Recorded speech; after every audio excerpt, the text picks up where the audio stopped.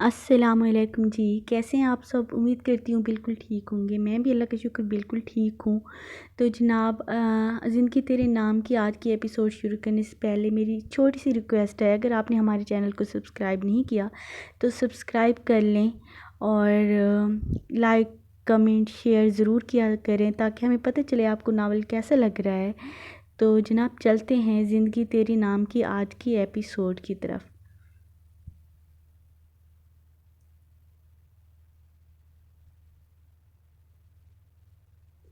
رات کی سائے گہرے ہو رہی تھی، سیاہ آسمان پر چاند بہت اداس اور اکیلا لگ رہا تھا، یا پھر اسے لگ رہا تھا۔ وہ ڈھیلے ڈھالے سے شلوار قمیض میں سینے پر بازو باندھے کھڑکی کے پاس کھڑی تھی۔ چائے حاضر ہے، ہیرا کی کھنکتی ہوئی آواز آئی، ساتھ ہی اس نے کپ اس کے سامنے لہرایا تھا۔ زہرا نے مسکراتے ہوئے کپ تھاما، اسے اس وقت چائے کی شدید طلب ہو رہی تھی۔ اداس لگ رہی ہو؟ وہ بولی۔ ہاں بہت زیادہ، وہ مختصر بولی تھی۔ ہیرا، لوگ خواب دیکھتے ہیں لیکن جب جاگتے ہیں تو وہ خواب بھول جاتے ہیں، جیسے کچھ ہوا ہی نہیں ہو۔ لیکن ہیرا، میں نے جو خواب دیکھا ہے اسے نہیں بھلا پا رہی۔ میرا دل چاہتا ہے سوؤں اور جب اٹھوں تو مجھے کچھ یاد نہ ہو، جیسے اسے کچھ یاد نہیں ہے۔ ہیرا، وہ کہتا ہے کہ میں اس کے لیے اجنبی ہوں، وہ مجھے نہیں جانتا۔ وہ کہتا ہے میں بھی اسے بھول جاؤں۔ کیا بھول جانا اتنا آسان ہوتا ہے؟ وہ سوالیہ انداز میں موڑی۔ زہرا، وہ ٹھیک کہتا ہے، تم اس کے خواب مت دیکھو۔ سیراب کے پیچھے بھاگنا بے وقوفی ہے۔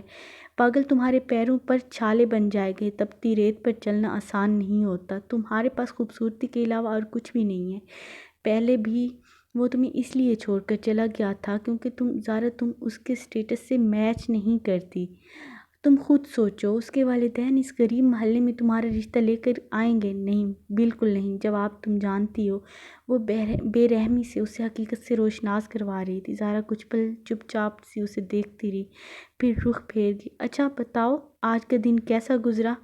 وہ چائے پیتے ہوئے بولی۔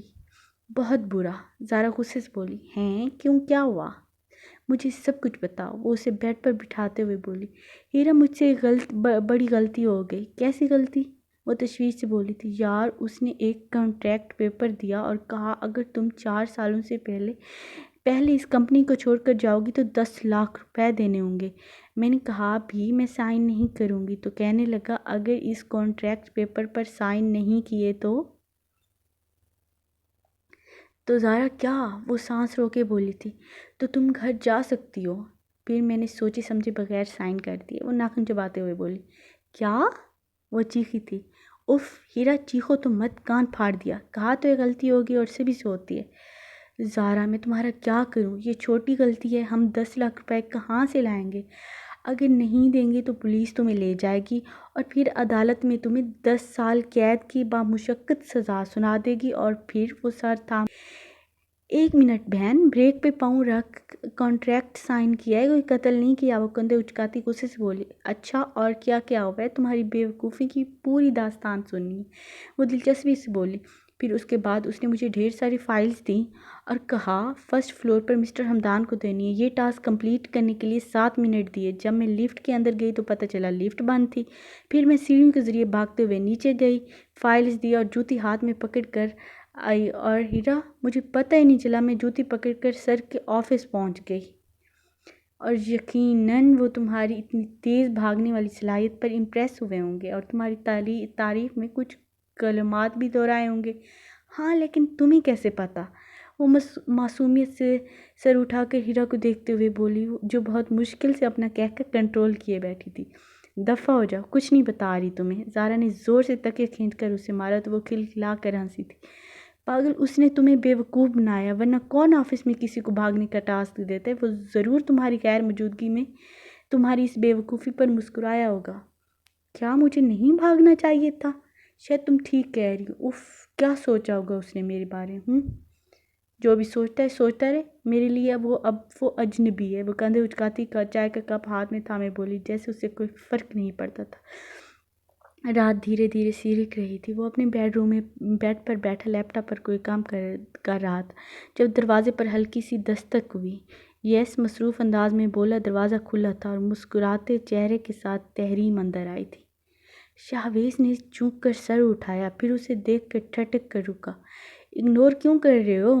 وہ بیڈ کے پاس رکھی چیئر پر آ بیٹھی۔ بزی تھا، وہ بے نیازی سے بولا۔ اتنے مصروف کہ میرا فون بھی نہیں اٹھا رہے، میرے میسیجز کا جواب بھی نہیں دے رہے۔ ٹانگ پر ٹانگ جمائے طنزیہ انداز میں بولی، تمہیں اتنی رات کو نہیں آنا چاہیے تھا۔ شاویز، یہ میری بات کا جواب نہیں ہے، تم کیوں مجھے اگنور کر رہے ہو؟ تمہیں اندازہ ہے میں کتنی ڈسٹرب ہوئی تمہارے اس بیہیویئر سے؟